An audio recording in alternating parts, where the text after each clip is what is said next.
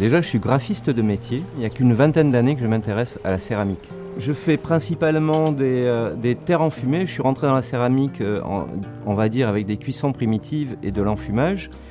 Et je fais aussi des recherches avec des terres locales, voire de la terre du fleuve, quoi. Et donc là, c'est vraiment de la matière, on peut sculpter, on a les mains dans la terre, comme porte le nom de mon atelier. La terre locale, surtout, m'intéresse. Les gens ne s'imaginent pas qu'avec un bout de terre que tu vas juste cueillir dans un endroit, tu peux faire un pot, tu peux faire une sculpture, tu peux faire pas mal de choses. Si je devais donner un conseil à des gens qui ont envie de découvrir le village, ça serait de prendre les petites ruelles du village, de prendre son temps et de regarder.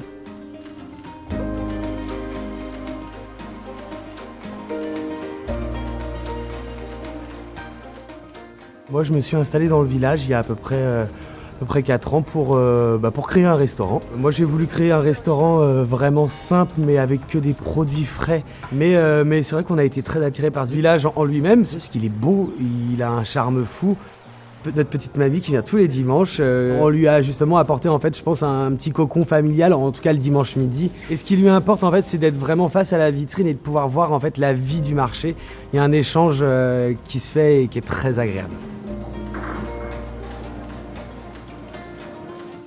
Je suis né ici à Bourg-sur-Gironde et j'ai grandi une partie de ma vie à Bourg. Et puis au moment où j'ai voulu me lancer dans la vie professionnelle à Paris, j'ai eu une révélation. J'étais ici pour les vacances et je me suis dit que c'était un des plus bels endroits que je connaissais et que je ne pouvais pas m'en éloigner. J'ai repris un domaine de famille qui est dans la famille depuis 2 siècles. C'est une appellation viticole qui est hors du commun. Et c'est ça qu'on entreprend maintenant depuis 2012. Des vins de bonne qualité, assez pointus sur des petites surfaces.